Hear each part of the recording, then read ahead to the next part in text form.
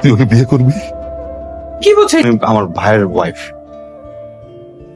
এইটা তো কখনোই চেঞ্জ হবে না। আমি জানি আপনি আমাকে কোনোদিন ক্ষমা করতে পারবেন না।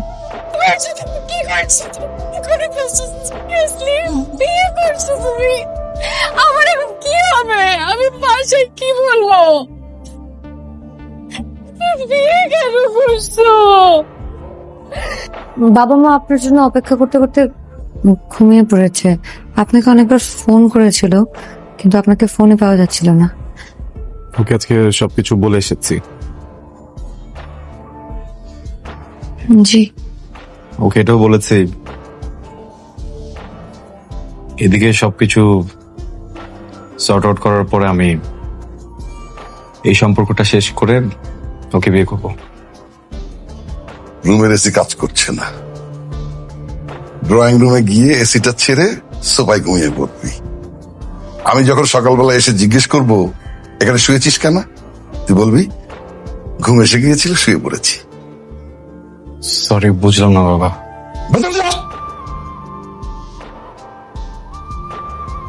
বাবাকে ডিল করে আসলেন? জি।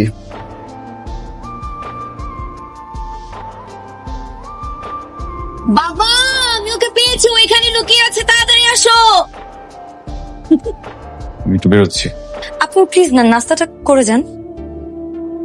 আমি একটু রাশ আছে, এখন বেরোতে হবে, খাবো না।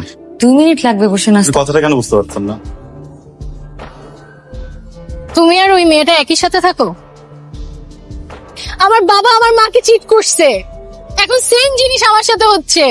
আমি দেখতেছি যে তুমিও আরেক সেম জিনিস ফেস করছো না তুমি, প্লিজ। যে হবে না তো কি করবে? বিয়ে করেছো, এখন সংসার গুছাবে, তা না? কি শুরু করেছো তুমি? এটা কোনো কথা? এটা কোনো সিস্টেম? সরি বাবা। মানুষের বাসায় ফ্রিজ কেন থাকে? যেন সবার জন্য রান্না করা হয়। কেউ যদি কোনো কারণে একদিন না খেতে পারে, খাবারটা যেন ফ্রিজে রেখে দেওয়া হয়, পরে লাগলে যেন সেই খাবারটা গরম করে খাওয়া যায়। ঠিক আছে? কি হইতো? গড নোজ আমার ভাই আদৌ খেয়ে থাকতো নাকি।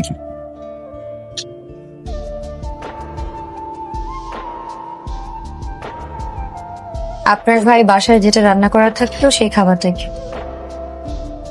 আর আপনার ভাই এত রাত করে বাসায়, আর বাসায় আসার আগে সে আমাকে সবসময় বলে দিত সে কি খেতে চায়। সরি, বসেন না প্লিজ।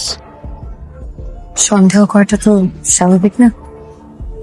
আর আপনি যে ওনার সাথে ঝগড়া করলেন, এখন তো উনি ভাববে যে আপনার আর আমার মধ্যে সত্যি সত্যি কোনো কেমিস্ট্রি আছে।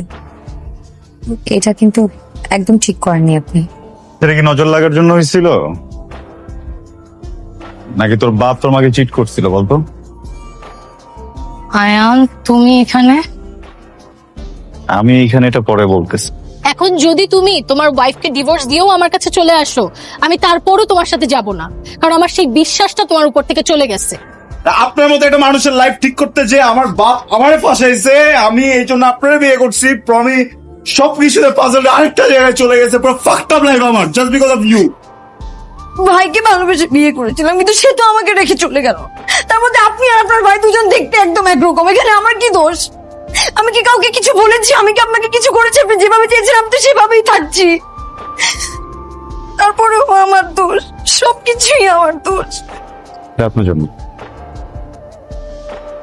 কি এটা?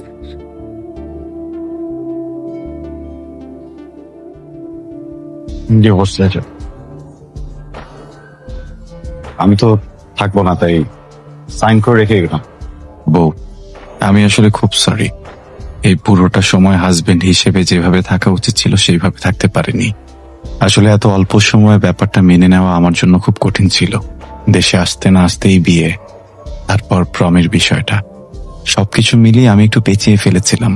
হয়তোবা প্রমের সাথে বিচ্ছেদের দিন আমি একটু খারাপ ফিল করছিলাম, কারণ এই সম্পর্কটা আমার আর আপনারই ছিল। ওই দিন রাতে যা কিছু হয়েছিল এই পুরোটা এই জন্য হয়নি যে আমি ড্রাঙ্ক ছিলাম। আপনি আমার ওয়াইফ, আমি আপনার হাজব্যান্ড। আসলে একটা অধিকারের জায়গা আছে, কিন্তু এরপর কি বলবো না বলবো বুঝে উঠতে পারছিলাম না।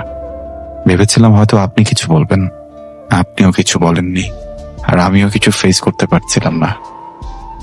কিন্তু এখন বলতে চাই, আমি আপনাকে ভয়ঙ্কর ভাবে ভালোবাসতে চাই, একটা সুন্দর সংসার সাজাতে চাই। আমরা কি আমাদের অতীতটা ভুলে প্লিজ নতুন করে স্টার্ট করতে পারি?